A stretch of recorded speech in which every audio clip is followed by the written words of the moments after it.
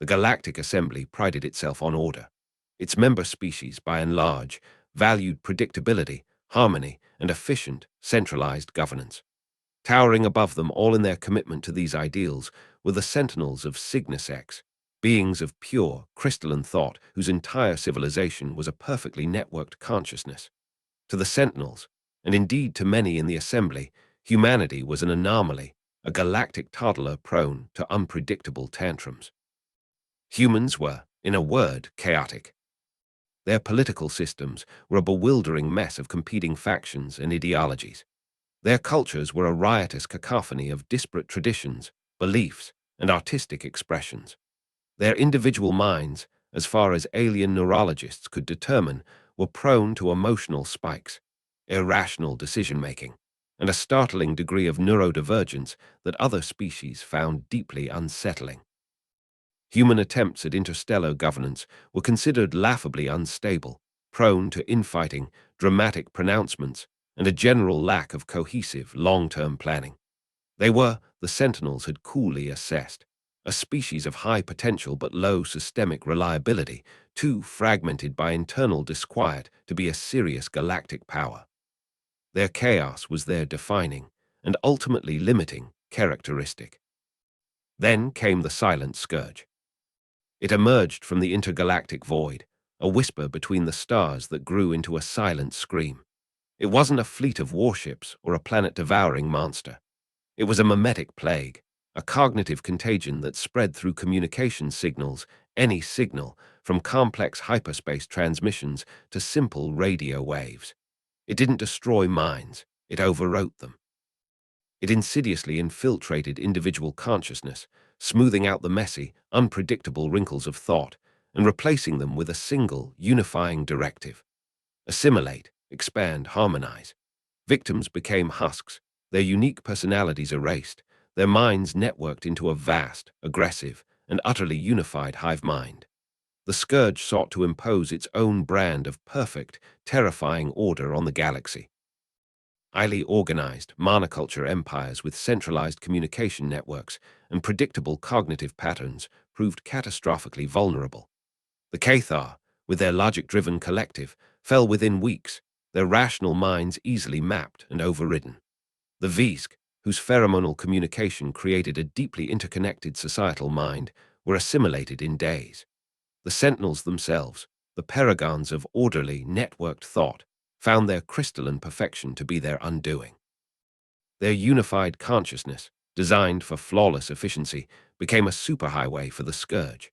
Their intricate mental defenses, built to repel brute force psionic attacks, were bypassed by the mimetic contagion that simply rewrote their core programming from within. The Sentinels of Cygnus X, in their perfect order, were consumed. The Galactic Assembly was in panic. Systems were falling silent one by one, their inhabitants turned into smiling, vacant-eyed drones of the Scourge, their worlds transformed into broadcasting hubs for the mimetic plague. Desperate quarantine measures were enacted, but the Scourge was too insidious, too pervasive. It hid in entertainment broadcasts, in scientific data streams, even in the rhythmic pulses of navigation beacons. Fear, a very human-like emotion, gripped the galaxy. And then there was Earth, and its scattered, fractious colonies. Humanity, as usual, was a mess. Several Terran factions were accusing each other of somehow manufacturing the Scourge. Fringe cults were proclaiming it a divine judgment or a pathway to enlightenment. Internet forums, a uniquely human invention that baffled most aliens with its sheer, anarchic volume of nonsense, were ablaze with conspiracy theories, satirical memes about the Scourge, and heated debates about whether it was ruder to be assimilated mid-sentence or mid-broadcast. Their emergency communication channels were a babble of conflicting protocols, encrypted jargon from a dozen different security agencies, and outright panicked shouting. By all alien standards, humanity should have been prime, easy pickings. But a strange thing happened. Or rather, a strange thing didn't happen. The Scourge struggled with humanity. Initial infection rates were surprisingly low. When the Scourge did gain a foothold in a human mind, it found itself in a bewildering, noisy, and utterly unpredictable environment. Human minds, it turned out, were not neat, orderly structures. They were chaotic landscapes of conflicting desires, half-remembered song lyrics, irrational fears, sudden creative impulses, lingering emotional attachments to long-dead pets, and an astonishing capacity for holding multiple, often contradictory, beliefs simultaneously. The Scourge's mimetic code, designed to smoothly overwrite and integrate, kept hitting mental roadblocks, dead ends, and outright paradoxes. A human accountant in Neo-London, listening to an infected galactic news broadcast, felt the Scourge's tendrils begin to integrate his thought patterns. But then he remembered he hadn't filed his quarterly tax returns, and the ensuing wave of pure, unadulterated bureaucratic panic somehow short-circuited the assimilation process. A teenager in the Mars colony, exposed through a pirated Visk holodrama, found the Scourge's call to harmonize less compelling than the urge to finish leveling up her character in an ancient Earth MMO. A group of isolated monks in a Himalayan exclave, who had deliberately eschewed most forms of modern communication for decades, were entirely unaffected, their minds too steeped in meditative silence and esoteric philosophies for the Scourge to find purchase. Humanity's chaos, its disunity, its primitive irrationality, the very traits the Sentinels and the Galactic Assembly had dismissed as weaknesses, were proving to be its greatest defense. Their radical cognitive diversity, born from thousands of distinct cultures, languages, belief systems, and a wide spectrum of neurotypes, acted as a natural, emergent firewall. The Scourge, optimized for uniformity, simply couldn't find a consistent enough operating system to infect effectively on a mass scale. Isolated communities, with their unique dialects and local customs, became cognitive islands. Subcultures, with their niche interests and specialized jargon, were like encrypted data packets the Scourge couldn't easily decode. Even the often maligned internet troll communities, with their penchant for deliberate obfuscation, non sequitur arguments, and weaponized irony, proved surprisingly resistant. Their minds were already so full of self-generated cognitive noise that the Scourge's signal was often lost in the static. And then came the artists.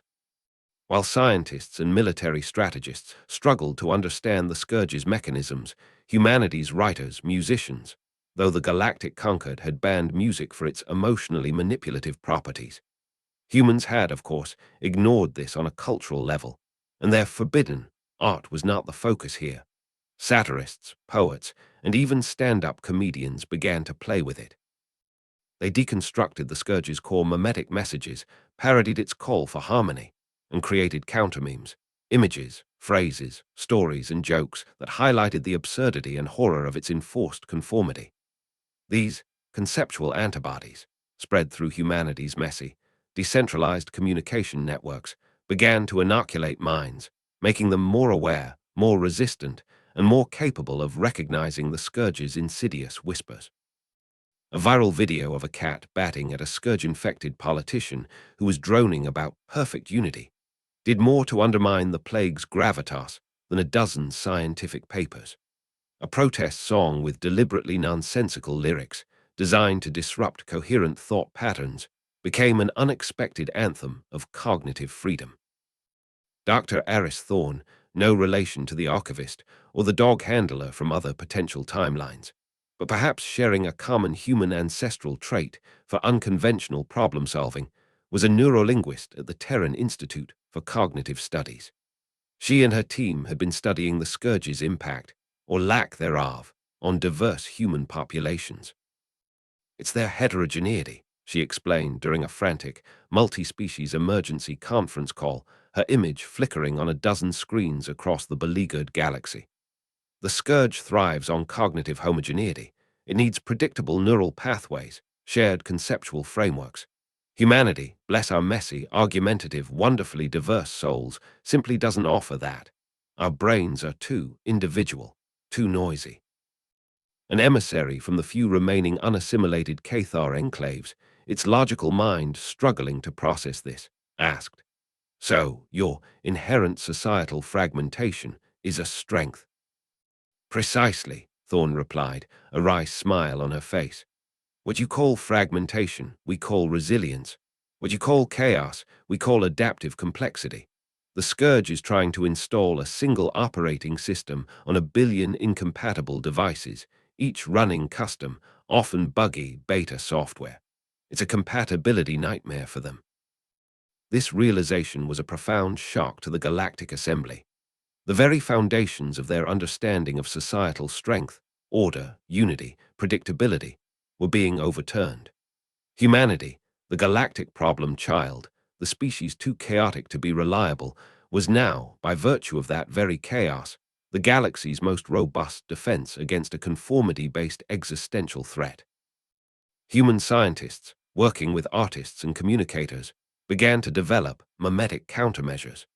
Deliberately chaotic, unpredictable, and often humorous information packets designed to disrupt the scourge's assimilation process in other species, or at least slow it down by introducing cognitive noise into their more orderly mental landscapes. They couldn't cure the scourge, not yet, but they could make assimilation a far more difficult, time-consuming, and frustrating process for the hive mind. The long-term consequences were transformative. The sentinels, or what was left of their fragmented consciousness after some, were painstakingly descourged by human-devised mimetic therapies, a process described by one recovering sentinel as akin to having one's perfectly ordered library ransacked by a troop of drunken monkeys, yet somehow emerging with a newfound appreciation for improvisational jazz, were forced into a humbling re-evaluation. Their pursuit of perfect order had been a catastrophic vulnerability. Galactic policy began to shift. Cognitive diversity became a prized asset. Species that had once suppressed internal dissent or cultural variations were now encouraged to foster them. The human internet, once dismissed as a cesspool of trivialities, was now studied as a model for decentralized, resilient communication networks. Human drama and inefficiency were grudgingly reframed as vital components of an anti-fragile societal structure. Humanity didn't suddenly become the leaders of the galaxy. They were still too argumentative, too prone to internal squabbles for that.